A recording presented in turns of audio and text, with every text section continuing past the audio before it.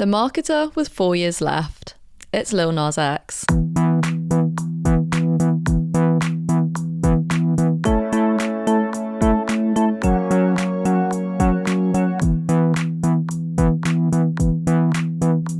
Welcome to this episode of 6 Notes of Separation. If you're new to the podcast, here's how it's going to work.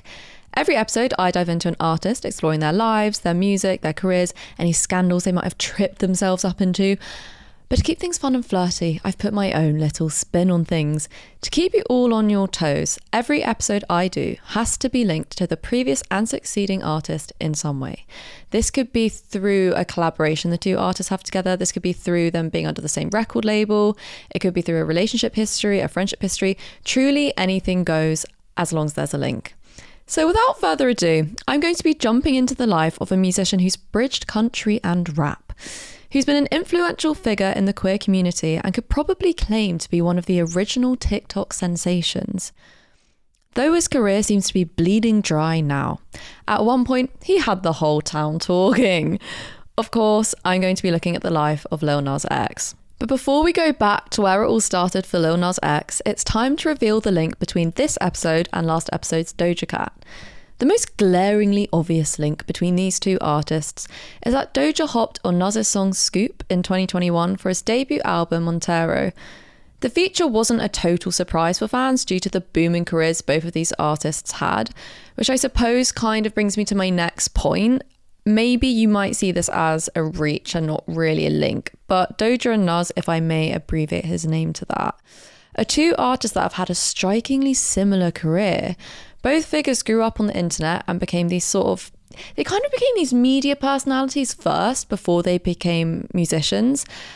And whilst Nas absolutely shot to fame in 2019 with his chart-topping smash hit Old Town Road, Doja dropped her sleeper hit album Hot Pink in the same year, her song Candy being the first from her discography to go viral on TikTok. So yeah, I think the collab on Montero was sort of inevitable. Like, these two musicians had paths that crossed at a very similar time in a very similar way. You know, here were two chronically online musicians, both in the rap field, both accumulating a lot of attention online.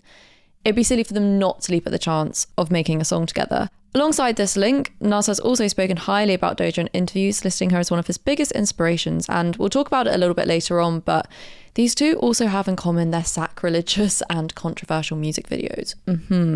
Which have caused them to trip into unfavourable headline after unfavourable headline. It is a very big similarity between the two, to be honest. But Nas actually had a childhood spent trying to avoid falling into bad news. Born in Atlanta in 1999, Lil Nas X did not yet exist.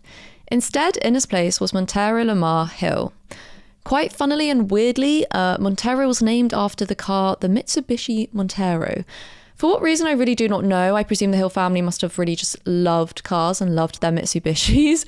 Anyway, when he was 6 years old, Nas's parents divorced and he ended up living with his mum and grandmother in Bankhead Courts. Now, Bankhead Courts are notorious in Atlanta for being a pretty tough housing project. My understanding of housing projects and social housing in the US is that it's just like council housing over here in the UK. So yeah, these Bankhead Courts wasn't a place you necessarily wanted to grow up in. It was a pretty dangerous neighborhood.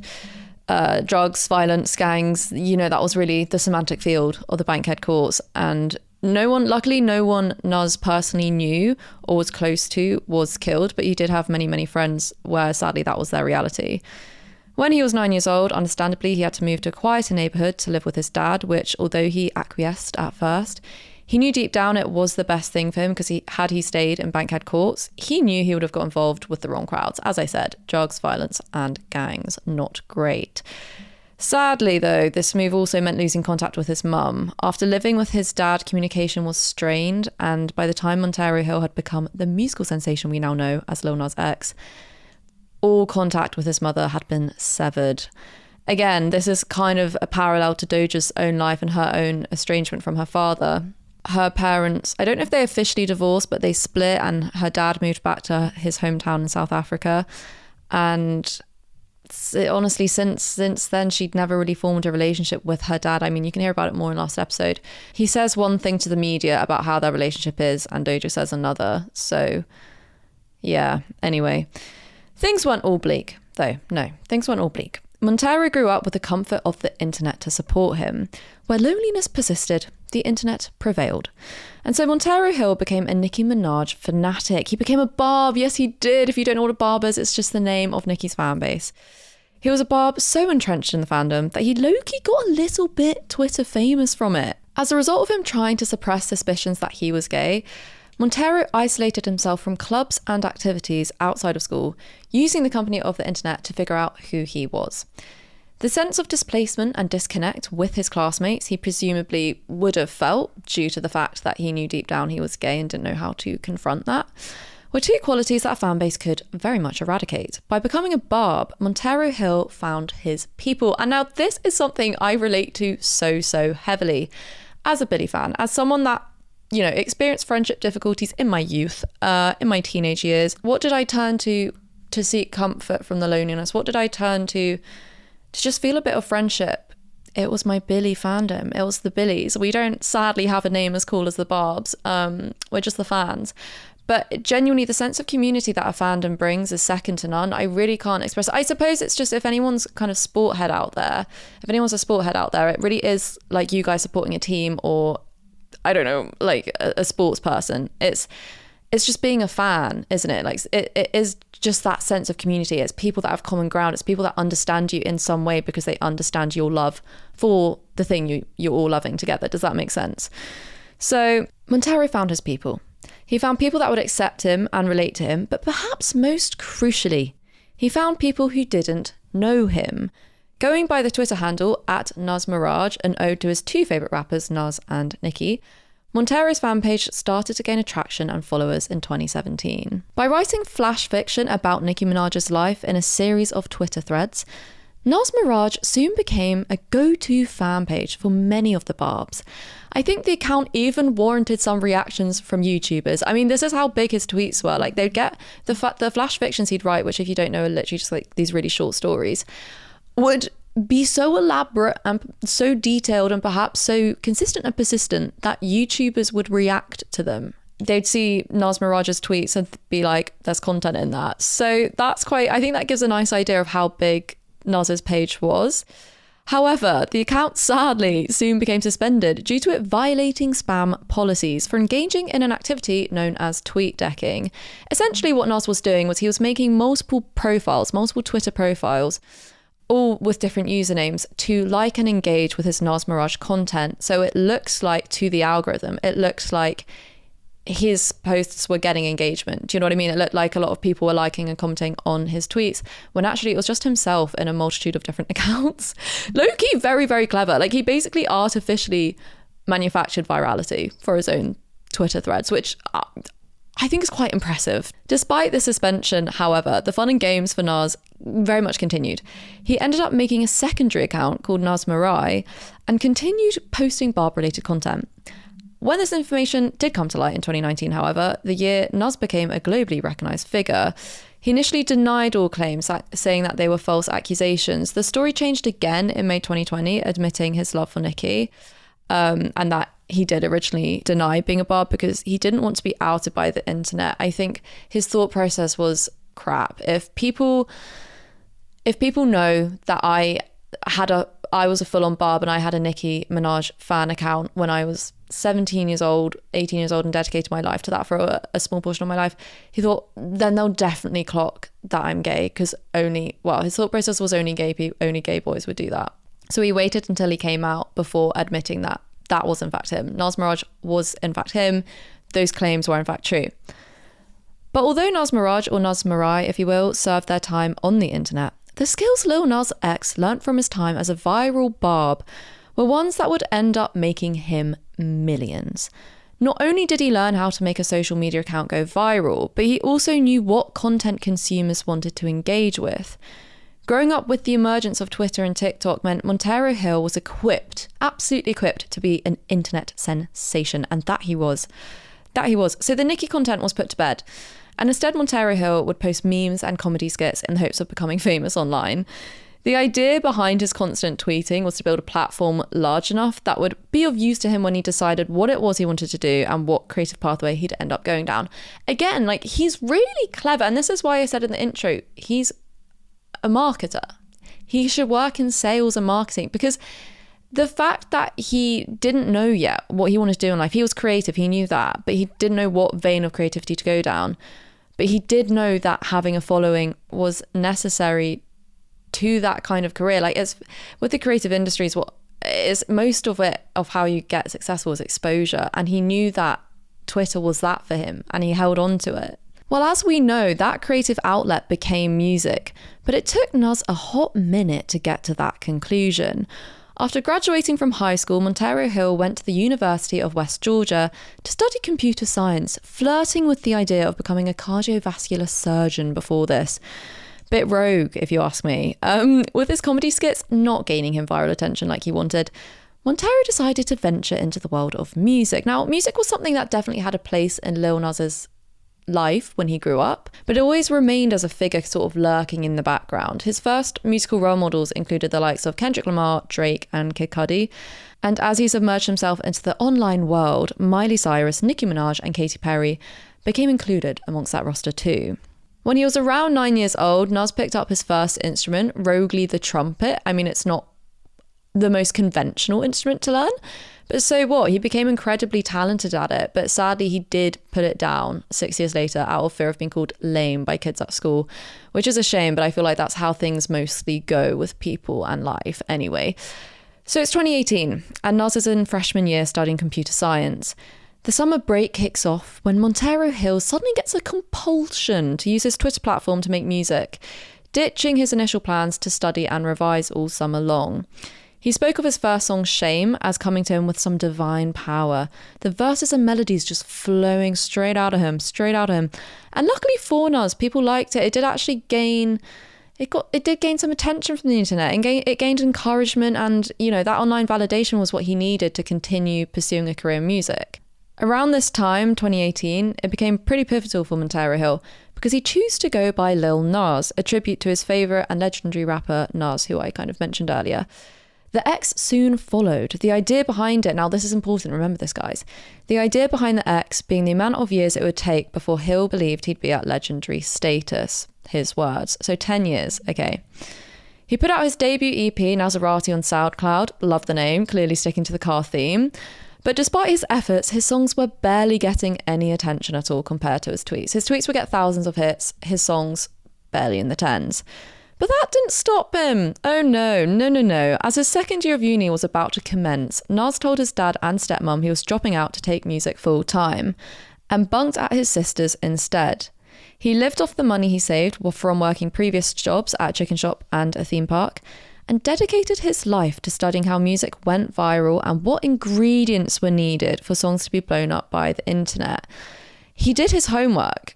I mean, this man did his homework. He saw, as I said, he's a marketer. He saw what it was that was blowing up in the charts, what it was that grabbed people's attention. And you'll see what he did in a minute with that information. Because one Halloween, everything changed. Desperate for something to build a song from, Lil Nas X scoured the internet for beats before stumbling upon a YouTube video of Young Keo. Young Keo is a 19-year-old from the Netherlands, and he created beats that could be released for musicians online. Just a really talented self-taught creator. This beat that grabbed Nas's attention sampled the melody of a banjo from a 9 Inch Nails song. The image of a cowboy running away went straight to his head, popped straight into Nas's mind, and it was enough for Nas to feel sold. But what Nas didn't know was that the $30 he'd spend to lease Young Keo's beat would end up making him millions and would end up putting his name on the map. After dedicating an entire month to rigorously writing and rewriting lyrics, Lil Nas X had made what would be Billboard's best performing single of 2019. He beat Billie Eilish's Bad Guy. He beat Ariana Grande's Thank You Next, Shawn Mendes and Camila Cabello's Senorita, the list goes on. He topped the end of year Billboard charts. Because at the end of the day, as I keep saying, Nas is an extremely good marketer. Also, to quickly interject and make a disclaimer, although he was the chart topper for Billboard, all the songs I just mentioned did outperform him in terms of like annual streams, completely tallied up. He ended up having the 5th most streamed song of 2019, but the most charted, if that makes sense. So yes, Nas was an extremely good marketer. Old Town Road was the first song Nas engineered with the goal of virality in mind.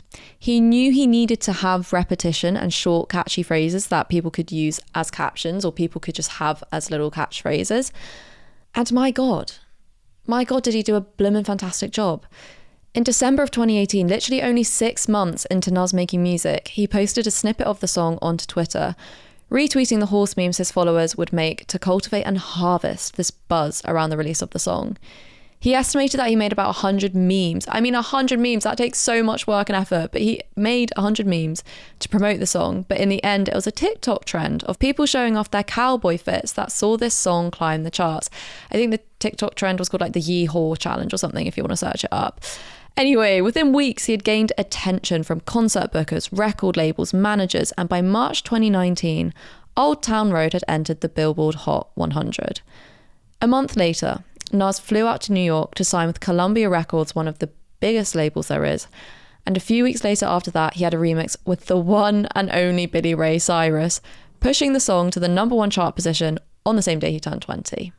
But again, the thought process behind having Billy Ray Cyrus join him was a very clever and a very well thought out marketing plan.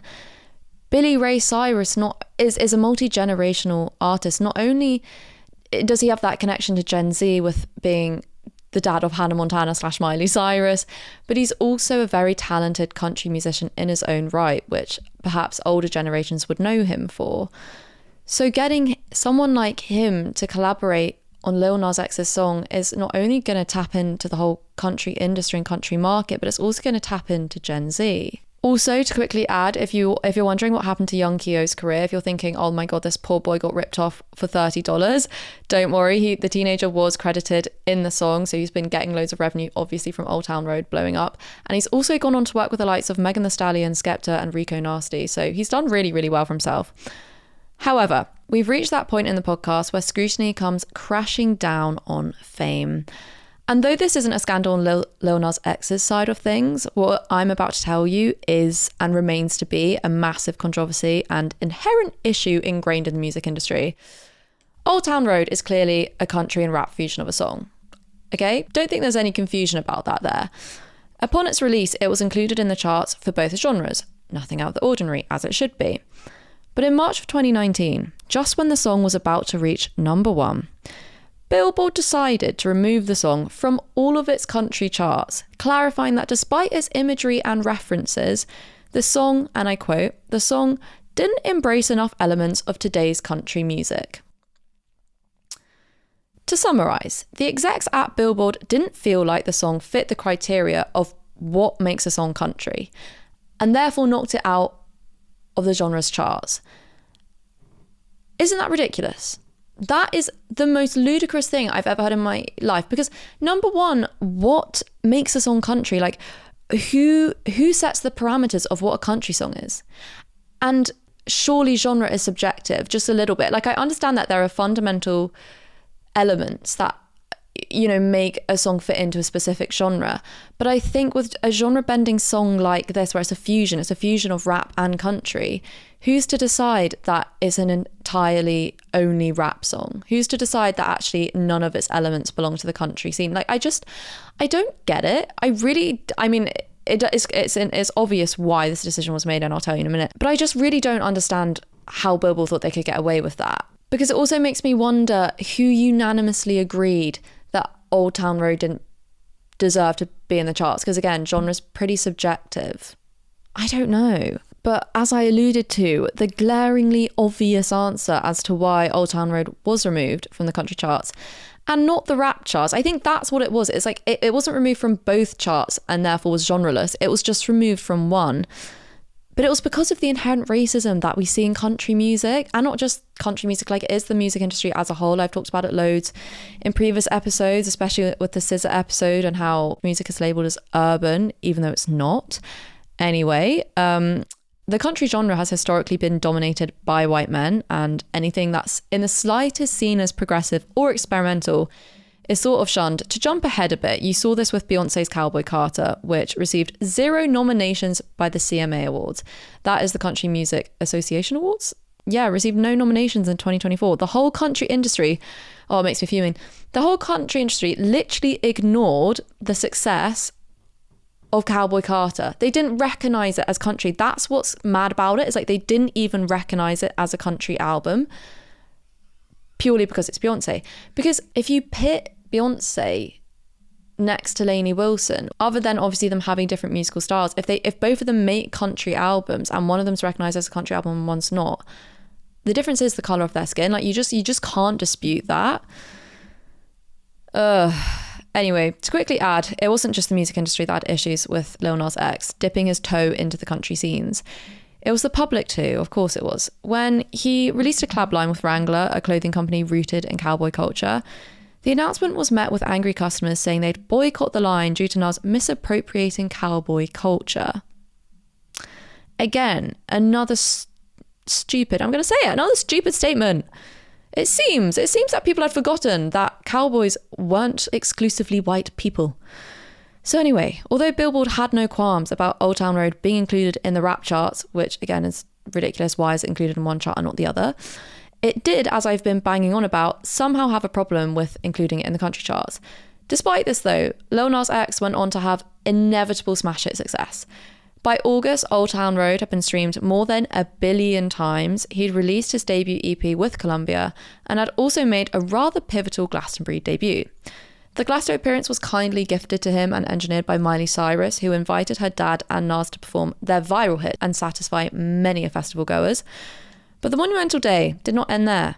For the 30th of June also marked not only the last day of Pride Month of 2019, but also the day when Nas publicly came out as gay. As expected, Nas faced a lot of backlash online, but after securing 2 Grammys at the 2020 awards, as well as being the first LGBT and black musician to win a CMA award, I think it's safe to say success overshadowed any hateful opinions from the public. But if you know a bit about Lil Nas X's career, you know that the controversy surrounding him doesn't end there.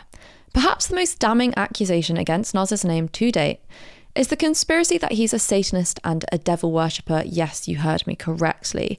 The beginnings of these headlines surfaced in March 2021 when the music video came out for Nas's next chart topper and viral success, Montero, Call Me By Your Name. The music video sort of looks like a reenactment of the Garden of Eden.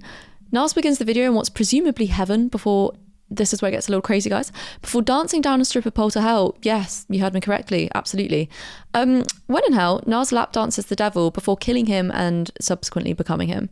So while some praise the video for being so overtly queer and, you know, celebrating that a black rapper was doing that, others, the large majority went into what critics called satanic panic. Magazine outlets, the LA Times and Vice, compared it to a number of similar situations we've seen crop up in the past. And this is really, really, really interesting. So in terms of what's been deemed as kind of satanic music, or in terms of other artists who have been accused of similar things, of being devil worshippers, it kind of begins with jazz music being the quote unquote devil's music in the early 1900s. That was very much the perception of jazz. Then you also kind of saw things crop up again in 1966 with John Lennon's comment that the Beatles were more popular than Jesus. The quote kind of goes something like this: "Christianity will go," he said. "It will vanish and shrink. I needn't argue about that. I know I'm right and I will be proved right. We're more popular than Jesus now. I don't know which will go first. Rock and roll or Christianity." Caused absolute outrage from so many people. So many people disrespected by the fact that, number one, he thought Christianity could go, but number two, that he was more popular than Jesus. Again, maybe something you guys will be more familiar with. Billie Eilish was accused of being a devil worshipper and being satanic in 2019 with the release of the music video for All the Good Girls Go to Hell. If you don't know the music video, she's kind of, I guess she's impersonating Luther, maybe not impersonating, but she's this angel that falls from the sky and is covered in black tar and the world is burning, and she kind of just looks a little bit like smirking devilish as if she's done it, you know. Happened again with Doja Cat and Paint the Town Red in 2023. In the music video, she's with the Grim Reaper, she's the devil. There's also, I think it's Doja or someone covered in blood, someone playing with presumably dead body meat. You know, it's a thing that musicians like to tap into. It's imagery, it's sacrilegious imagery. But what got lost here with Nas's music video is that the real message of Montero, Call Me By Your Name got so blatantly ignored. And the message really lied in the irony of Nas becoming Satan, he was making a statement about what he'd heard as a gay man and what he'd been told as a gay man, that he was the devil and he was sinful. The whole point of the music video was him almost reclaiming those comments and him playing on those comments. But it was just completely lost amongst Satanic Panic. But this accusation was one he just couldn't shake. In the same month, he released a collab with the art collective Mischief to release a modified pair of Nike shoes referred to as Satan's shoes. They're the same shoes worn by Satan in the Montero music video and feature an inverted cross as well as a drop of blood. Now, that is where it gets a little kooky, I'm not going to lie. But it does feature a drop of blood in the soles of the shoes drawn from the Mischief workers. Don't ask. Maybe do ask. Actually, maybe do ask. Expectedly, Nike sued Mischief, settling for all shoes to be refunded or recalled, which was a pretty big statement in itself, considering products are only recalled when thought to be flawed or dangerous to the consumer. So the fact that these shoes were basically called out by Nike as being dangerous is a lot. Like, the fact that satanic imagery in a shoe, in a trainer, is seen as dangerous to society is kind of mad. And also a little tangent from this, Mischief, that collective previously, a couple years before that, had released the Jesus shoe, I think it was called, which was the same kind of concept. I think the soles featured holy water, I believe. Did Nike throw a fit about that shoe? No. Did Nike sue Mischief for the heaven shoe, for the Jesus shoe? No. But they do for the Satan shoe. Isn't that interesting, guys? Isn't that food for thought? In true Nas style, the musician responded to the backlash with a meme of a homeless Squidward asking for money. Quite hilarious, to be honest. But to put into perspective how serious these accusations really were, the BET Awards, also known as the Black Entertainment Television Awards, reached out to Nas and his team to confirm he wasn't a devil worshipper or a Satanist before inviting him to perform at the 2021 award ceremony. I mean, people genuinely believe these conspiracy theories. People genuinely believe the headlines that Nas was a devil worshipper. It's crazy.